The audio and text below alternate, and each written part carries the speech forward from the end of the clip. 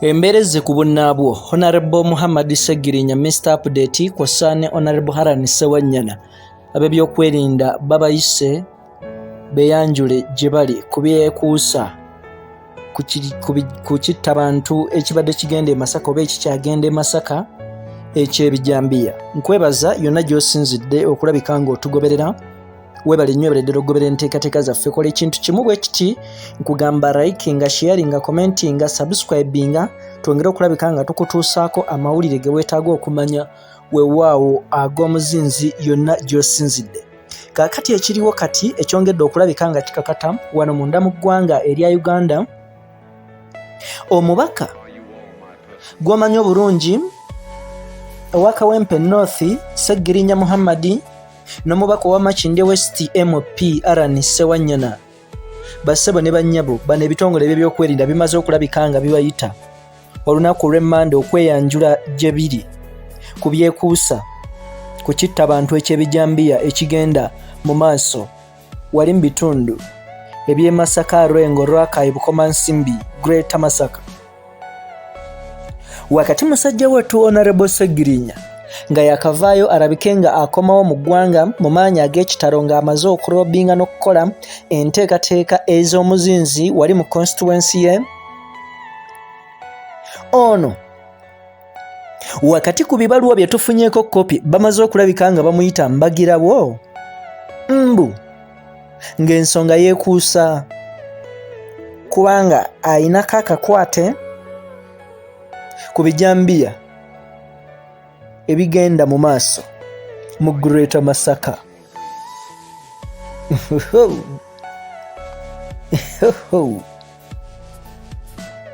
Baana ba maama,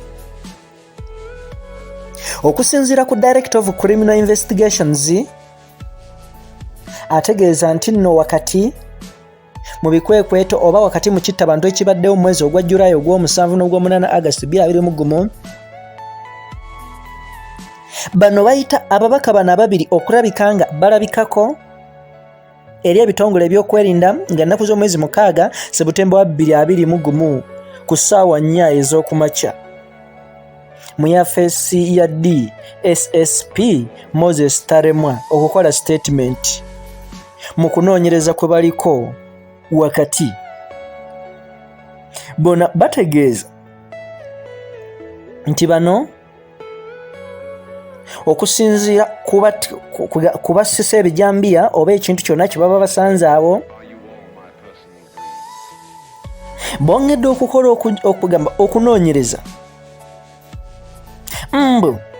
ngambye njagala onkwate bulungi kubanga omukulu Ssegirinya Muhammad okimanyi bulungi mukama wange ate tukola naye wano ku Kampala Media TV n'olwekyo sisobola kuvaayo oba oliawo mu ngeri eyampalaniraako n'enjogera ebyanjwanja wabula okusinziira ku by'ebyokwerinda mbu bano waliwo ensonga ezeekuusa ku kino ekigenda mu maaso. N'olwekyo ono ategeezezza nti bamaze okulabika nga bakola okunoonyereza okumala era ne bategeeza ab'ebyokwerinda bonna bekikwatako okulabika nga bano bateekwa okulabika nga beeyanjula ate okunoonyereza kulabike nga kugenda mu maaso. Kino nno ab'ebyokwerinda kye bakoze simanyi, I can't predict per now, okubanga bano abakulu ababiri oba oliawo tebannaba kuvaayo officially ne boogera obanga bali ready okugendera ab'ebyokwerinda obanga tebali ready. Tetumanyi kigenda kuviiramu kiki kye kigenda okuzaala naye nga bassebo ne bannyabo nga woolaba copies awo producer wange engeri gyagezaako zikulaga embeera weete bweri.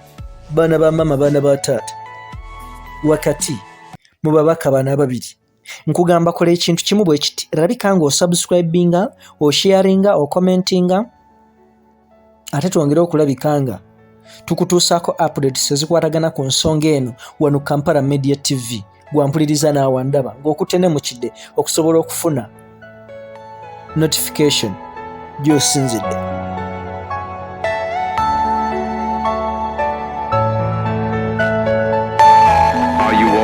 personally agree.